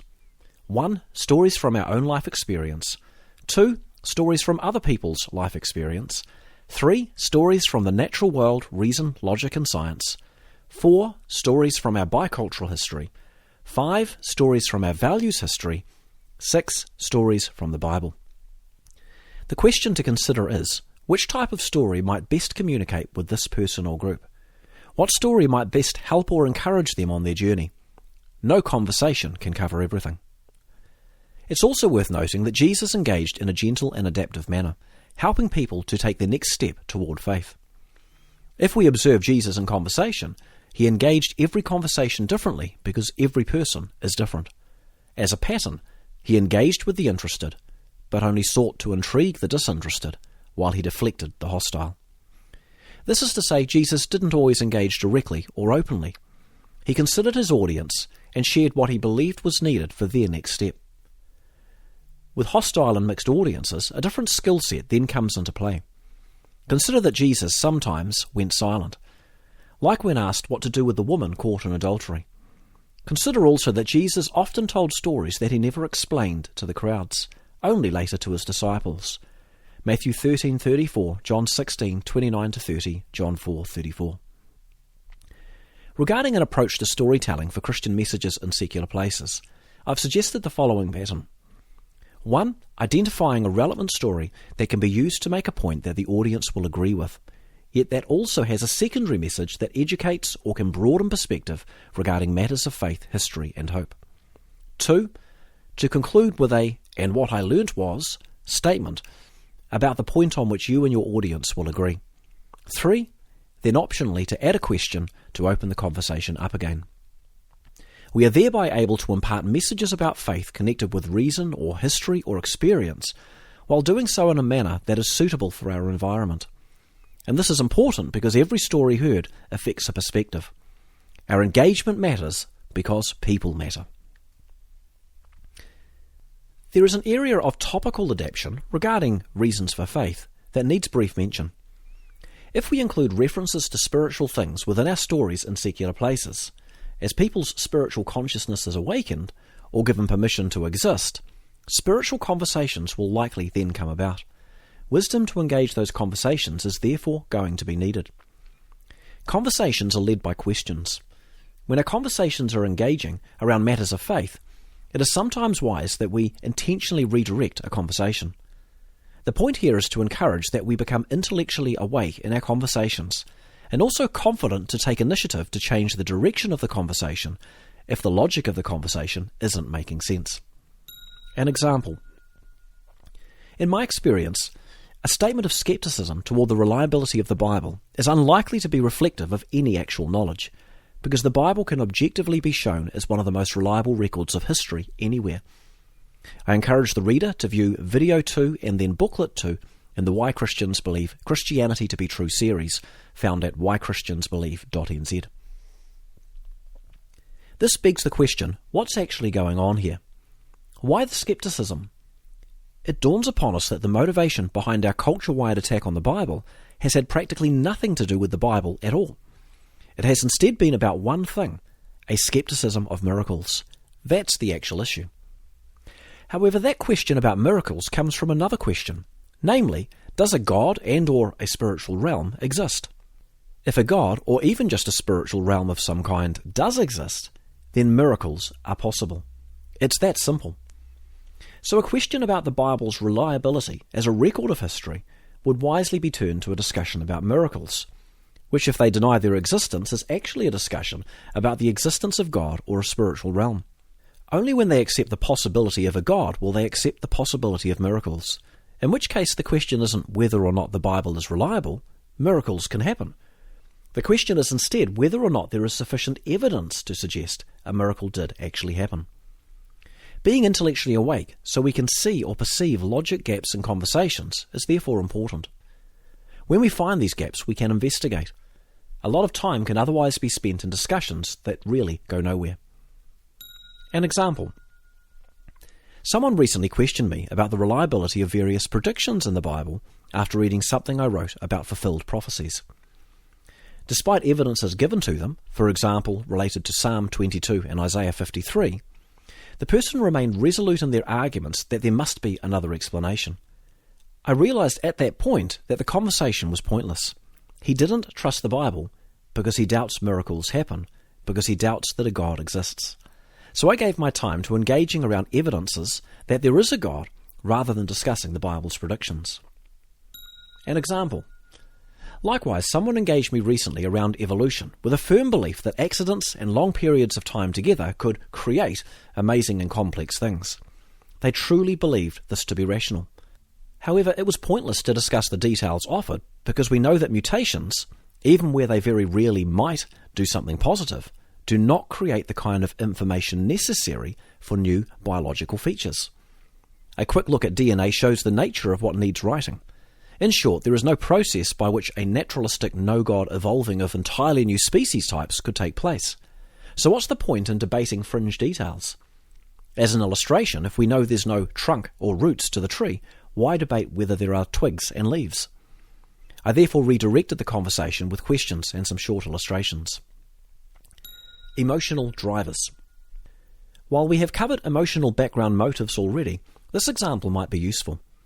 To jump back to the example given 2 paragraphs above, consider then the possibility that an argument against God might be rooted in something entirely unrelated at all to the above.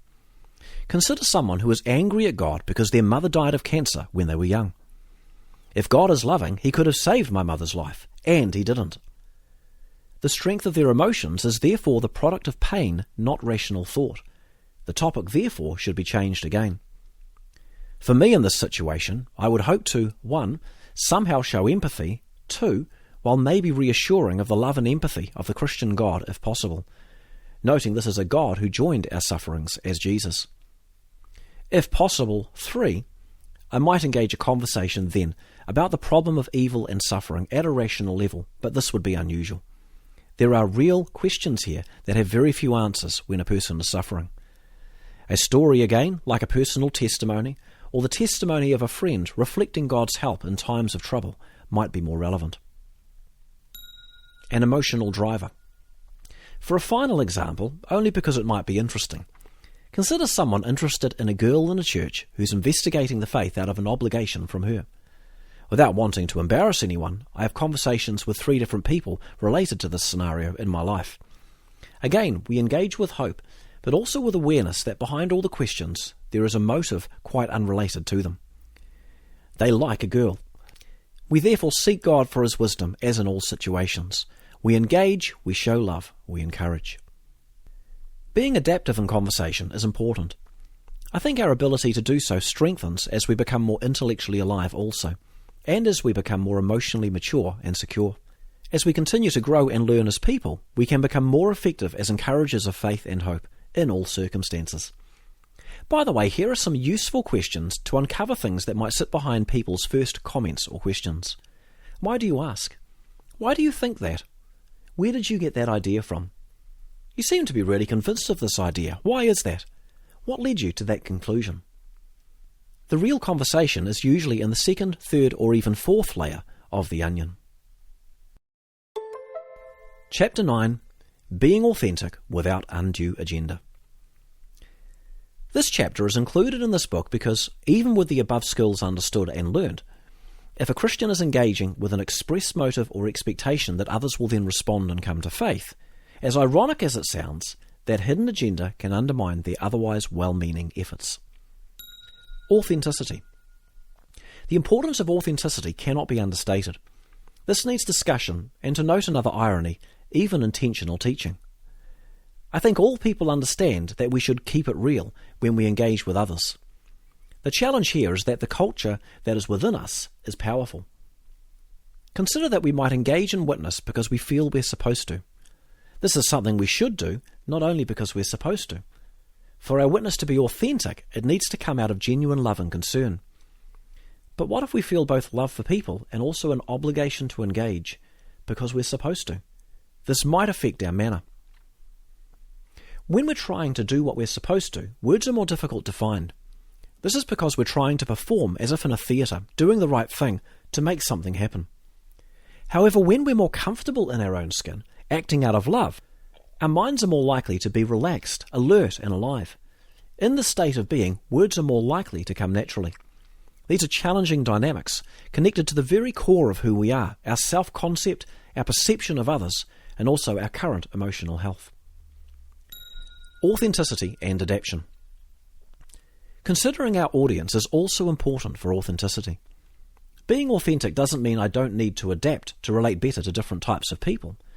In fact, if I'm authentically caring, I will adapt to be able to relate better and show care to different types of people. For some people, with authenticity, their accent even changes when they talk to people from a different racial or linguistic background. This is about adapting, to be understood and to connect. The way I spoke English changed when I lived in Asia, including grammar and sentences. My wife adapted far more though, including in the way she waved her arms when talking. Being authentic doesn't mean we don't adapt. Word selection. Another consideration is language, in terms of the words we use. If a person doesn't go to church, our church lingo is often not suited to them. Consider the idea of being washed in the blood of the Lamb. While we might understand this to mean Jesus taking care of our sin so we don't get the punishment we deserve, they hear about a terrifying animal sacrifice in which the blood is put all over a person as if that were somehow supposed to make them clean. It's a disgusting idea. We therefore need to develop a filter in all of our talking, to remove the words or sayings that we might use in church that won't make sense to a non-church person. Jargon can be really off-putting. The same also applies when speaking to people of a different racial background, as we come to an understanding of their various cultural norms. Boundaries. However, I think the key dynamic to being authentic is simply about being comfortable in our own skin. We're not performing or trying to be anything that we're not, while we're equally confident to adapt, to relate well to another person. It's about relating out of who we are without pretense. It follows that, if we're living life in an authentic manner, we will want other people to be able to live and relate the same way. We will therefore respect differences and boundaries in the way we relate to others. For example, it's not appropriate to try and change people or to speak in a manner that somehow pushes things on them. That kind of approach isn't respectful.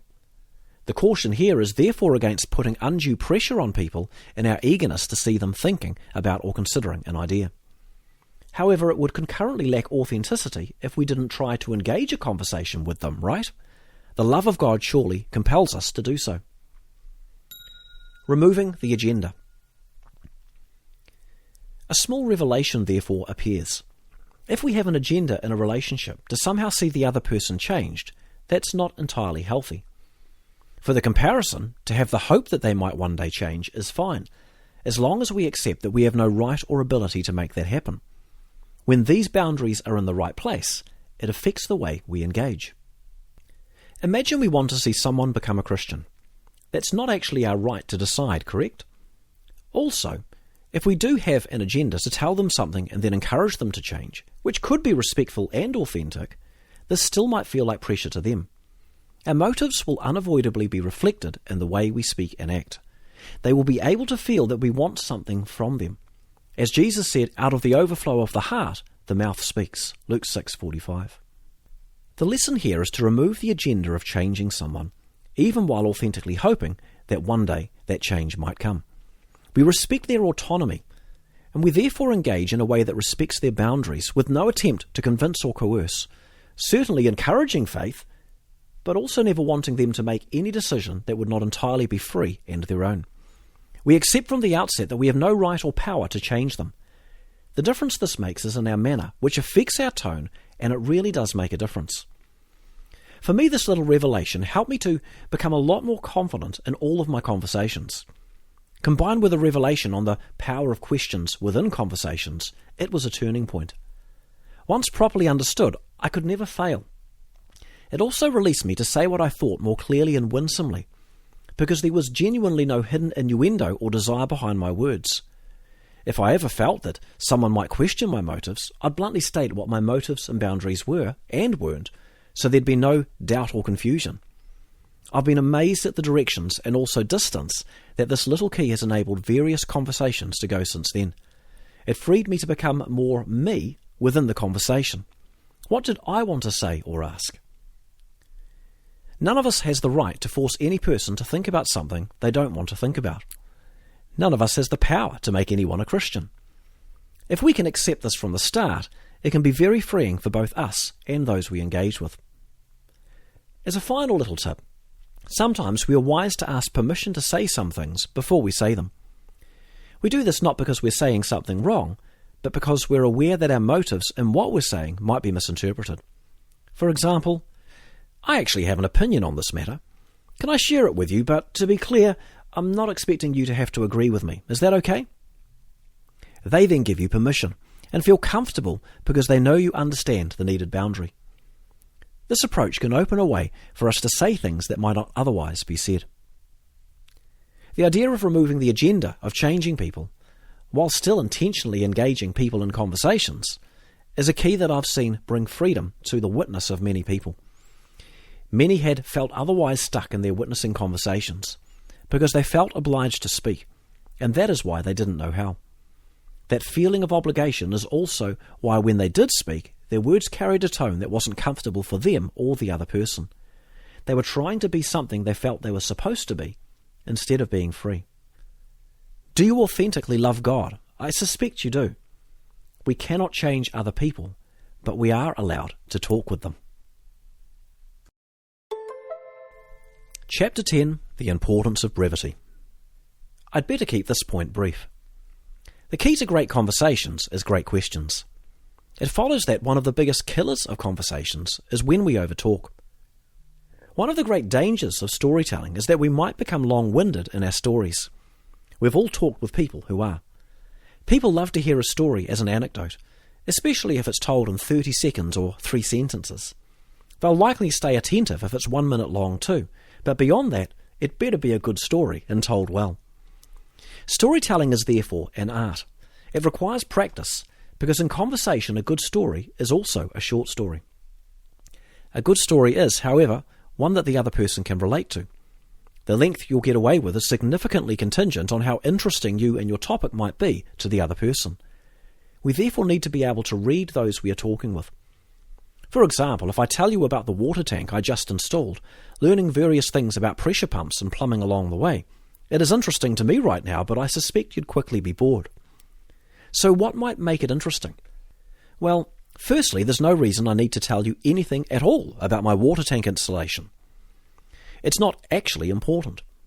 However, were I to tell you something about it, I'd need to find something within the story that you might relate to. I'll illustrate in the next chapter. The key to a great story is, therefore, more than A, our authenticity in the story. It's also in B, our ability to discern what might interest the other person. C, then also in our ability to tell the story well and briefly. And it's then also in D, the punchline or question we put at the end, which was explained to me years back as the "what I learned was" statement or question. That final statement or question explains the point of our whole story. It tells the audience why you told it. I've had a lot of practice at telling stories. For me, the ability to tell a story briefly is enabled by seeing what the main point within a story is. To put that differently, it's what is in the story that amazes me and that I want to pass on. When I know what that one thing is, then I'm able to tell the story briefly because I only include the details necessary to communicate that one point. Until I've worked out what that one thing is, I'm not capable of being concise in the same way. To evidence this point, a story that could take 5 minutes or an hour to tell, if all the details were included, can be told in even 1 minute. If you'd like to see some examples of this, I have created over 130 A Minute in History with the Hope Project radio pieces thus far.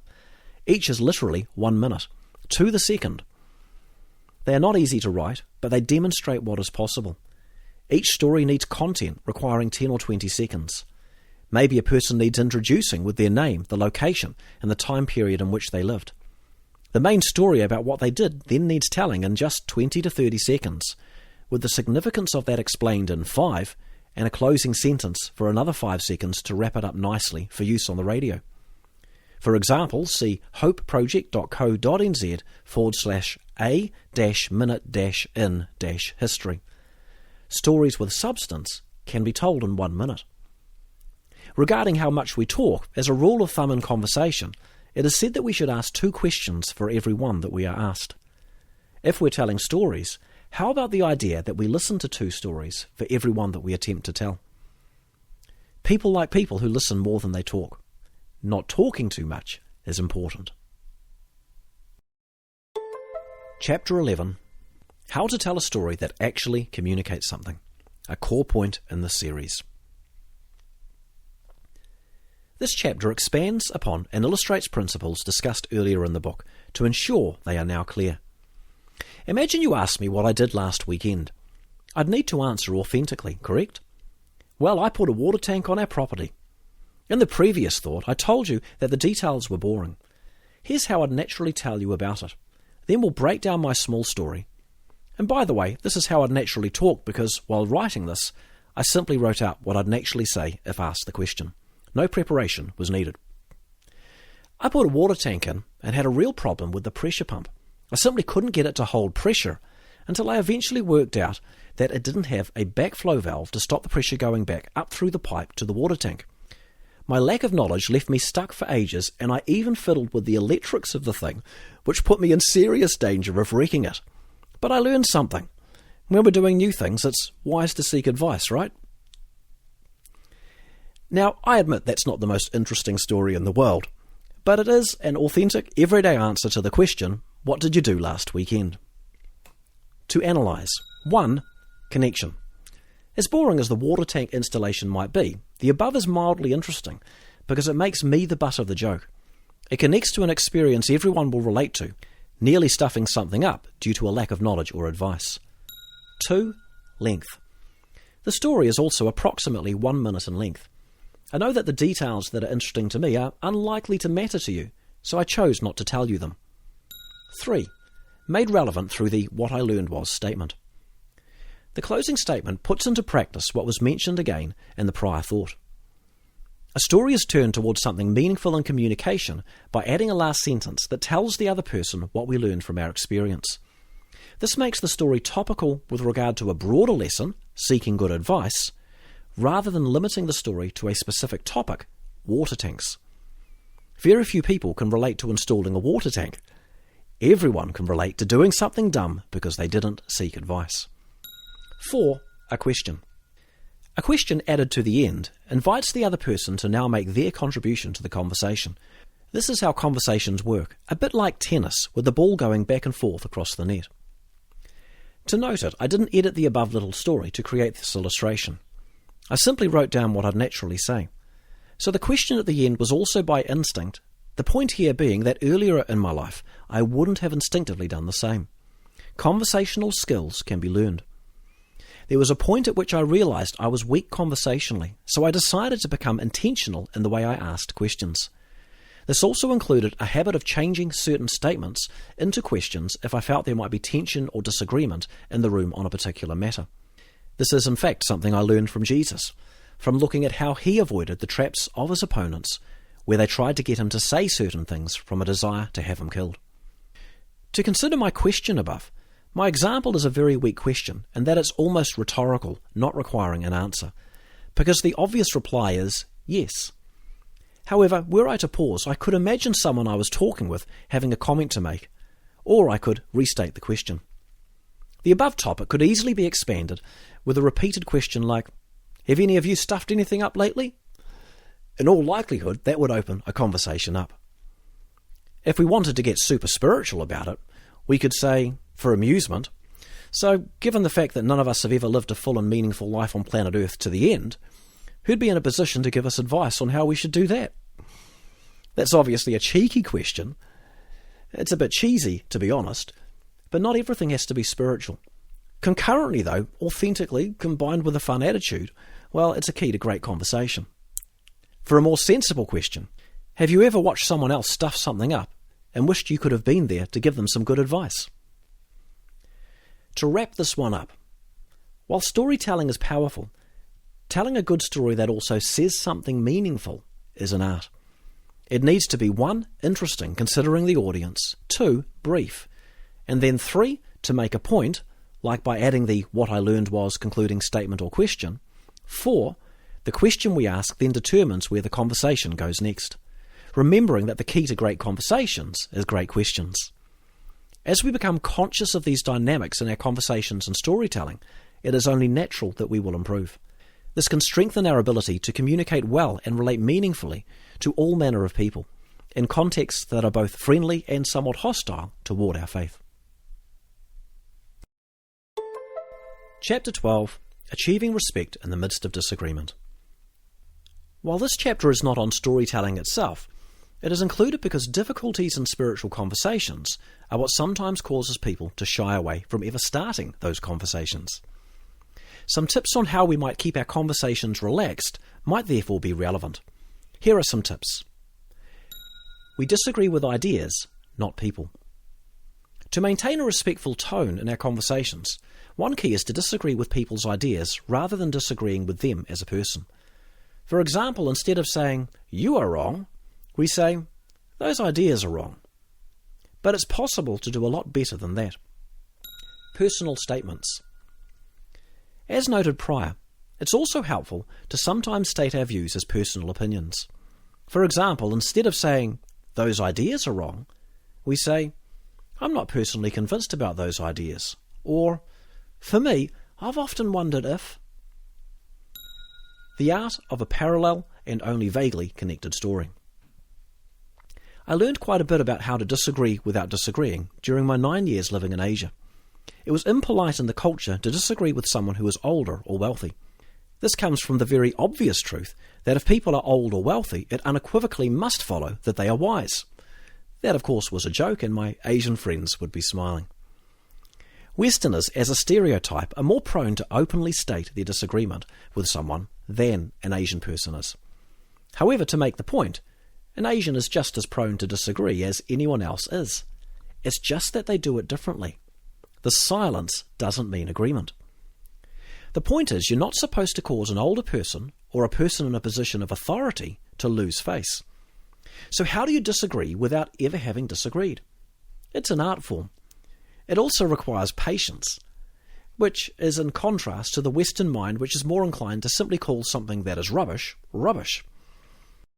To put words to this art form that I attempted to learn, to begin, it was about removing words like "but" or "I don't agree" from your vocabulary.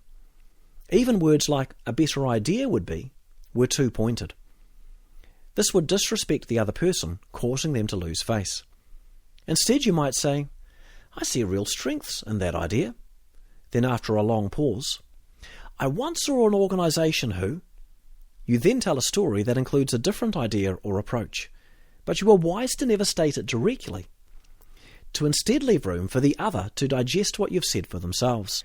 It may or may not be that a more senior person in the room then sees something wise in what you've said, in which case they might have a new idea that they then state, to which you reply, "What a great idea." It's a skill set, and I have to say I don't think I was very good at it, but by making mistakes 1,000 times in a row, I do believe I learned something.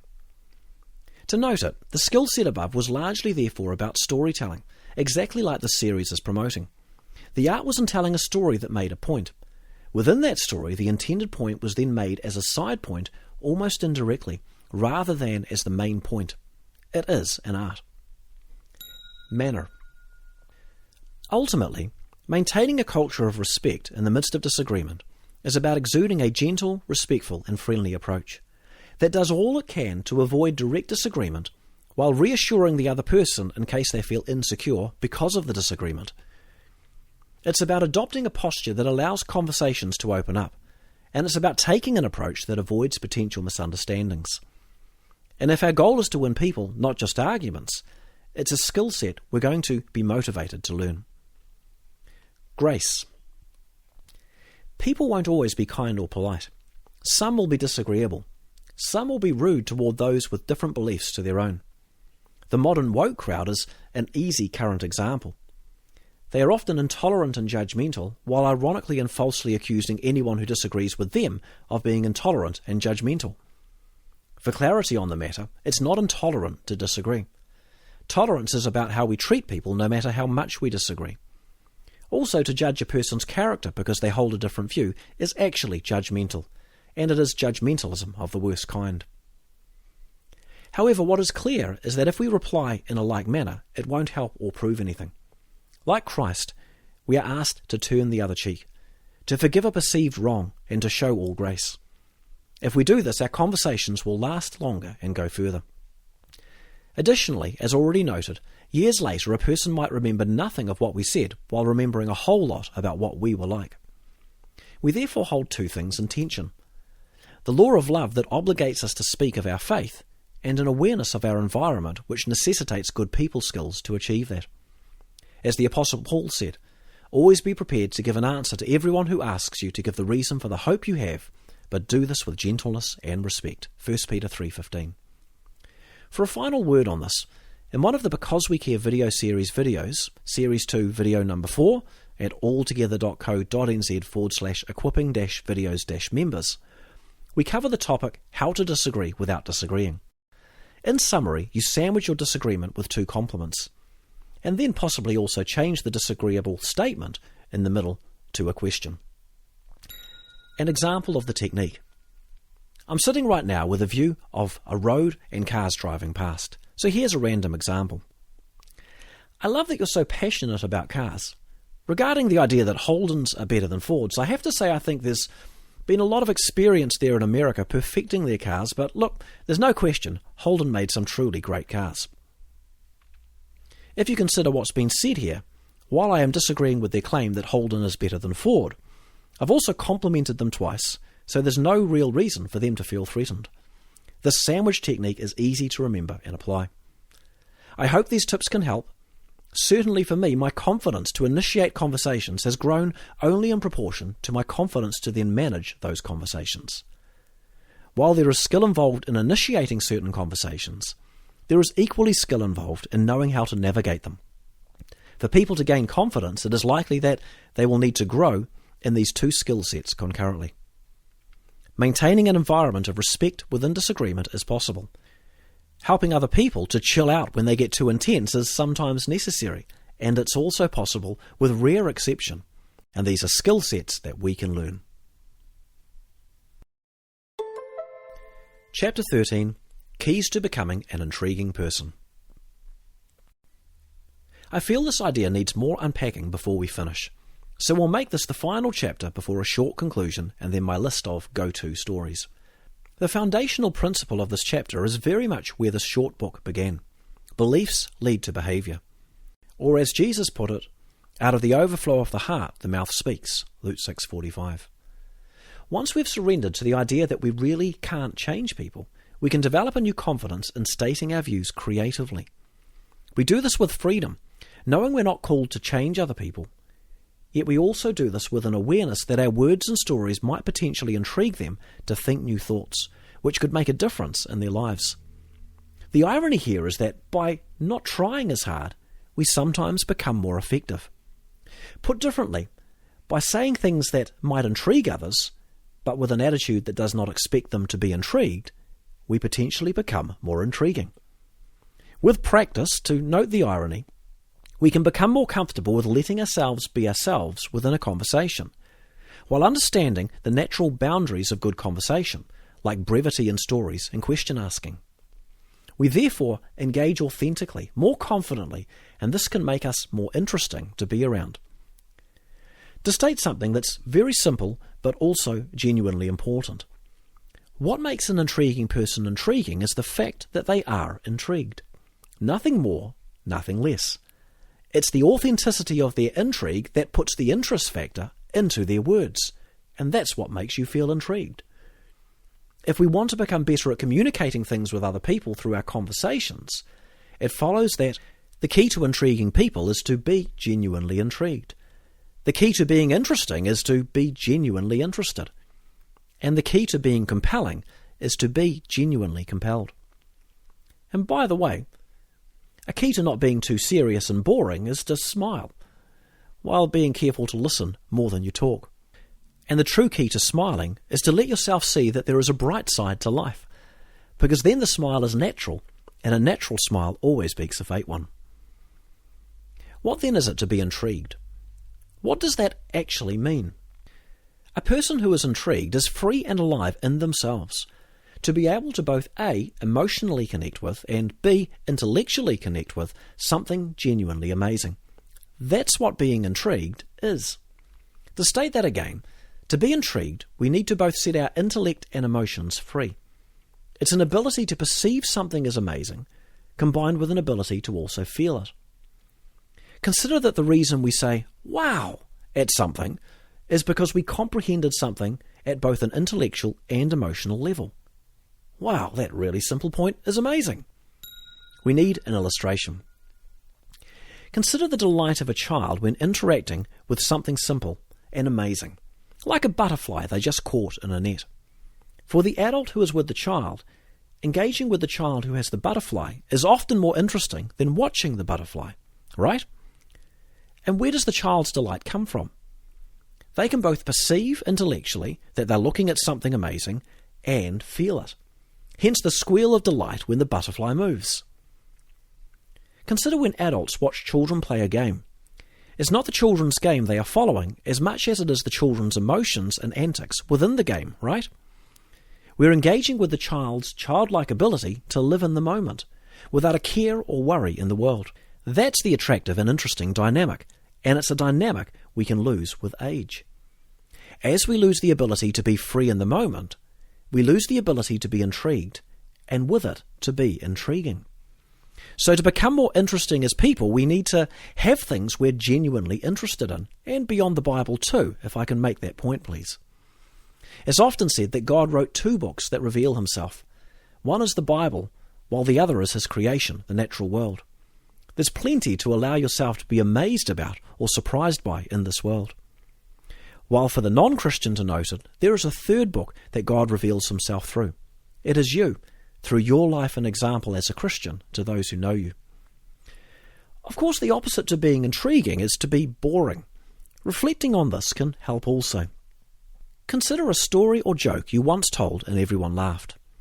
Then consider the next time you said the same joke, expecting everyone to laugh, but they didn't. What was different? It wasn't the joke, it was you. Though if you thought it might have something to do with the context, please do feel to go tell that same joke again 6 times in different contexts, just in case. This is why watching children tell jokes is usually funnier than the joke itself. they are trying to be funny, which contributes to why the joke doesn't work, and that's also why we find them funny. The same applies when you or I try to retell jokes. Once we know the punchline, the surprise is gone. As a result, when we tell the joke a second or third or 20th time, something of our own authenticity within the joke is no longer there in the same way. This is the human dynamic that sometimes stops even a truly funny joke from being funny when told. The point is that the same dynamic applies to Christian witness, affecting the telling of a story, or even an explanation of the core message and invitation of the Christian faith. If it's en route like a performance, or something we're supposed to say, it's unlikely to connect. To bring surprise, we need to feel surprised. For a conversation to be alive, we need to be genuinely present within the conversation. To bring interest, we need to be genuinely interested. And to bring a sense of conviction, we need to feel genuinely convicted. A comment on age needs making here. Age can be a factor that makes it hard for some people to feel truly interested or excited about something. The experiences of life can have the effect of dulling us sometimes. We've maybe seen too many sunsets. We've been through too many challenging experiences. We've become jaded. What I want to suggest is that we can change. It's possible to find joy in a sunset again. And if we feel we can't make that change, God can help. In balance to this point, though, I know that being old can give us a lot of empathy. This also can be a connection point with others, asking questions, listening, showing care, and then speaking encouragement into their lives. Our topic here, however, is how we might restore our communication of Christian messages into semi-hostile and prejudicial environments. So we'll stay on topic. So if you want to be a better witness for Jesus in dark places, one thing I'd encourage you to do is to go and look at a sunset, and let yourself be amazed at the light diffracting, the distance it came from the sun, the various stages of different sunsets in one evening, the range of colours and shapes and clouds, and so much more. Go look at those unwanted ants walking their way through your house and consider the multiple organs that are somehow inside their minute bodies, all miraculously working, digesting food, breathing, while they navigate your house, smelling pathways marked by scent that has been left behind by others, while working as a part of a multifaceted community that is living somewhere in your house, all without your permission. That ant is hugely complicated. In all your brilliance, you couldn't make an ant. And it's a story about the wonder of this creation that would be truly interesting to listen to if you were truly interested in telling it. Or how about the fact that, because our planet is spinning right now, you're currently travelling at thousands of kilometres per hour through space, while somehow not being flung off the ground out into space. Isn't that amazing? To me, the fact that we have no sense of this movement while this is happening is equally amazing. And so much so that it almost seems as if this whole environment were perfectly planned and made for us. Is that amazing or what? In conclusion, a key dynamic within conversation and storytelling is authenticity. If we can be alive on the inside in both our intellect and emotions, we're equipped to tell stories about things that we find interesting in a way that is genuinely interesting to listen to. As Jesus said, it's out of the overflow of the heart that the mouth speaks. Stories can be used to say all manner of things. With wisdom, stories can be told that have a secondary, by-the-way meaning. This can help us to bring Christian messages to secularized places in appropriate ways. So let's be intellectually alive and emotionally connected, because this is what puts us in the story, and that's what brings the story to life. Chapter 14, a practical exercise for small groups that brings all of this learning together. The exercise explained in this final chapter is a fitting conclusion for this book. A group that engages with the below activity a few times is also likely to understand the contents of this book better than someone who reads the book 3 times. Educational theory suggests that we remember 10% of what we hear, 40% of what we say, and 70% of what we do. The below exercise is taken directly from our Why Christians Believe Christianity to be True video series discussion guides. The exercise brings together learning we might have done about A, reasons for faith, then translated for public consumption through B, the kind of storytelling skills this book has been about. The exercise.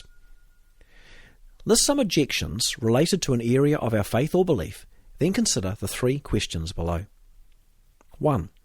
What possible points could you make in response to this question? 2. What stories or illustrations could you briefly insert into your conversation, ideally with humour, to communicate these points in an interesting yet gentle way? 3. What questions could you ask that might also help to make the same points or to open a discussion around them?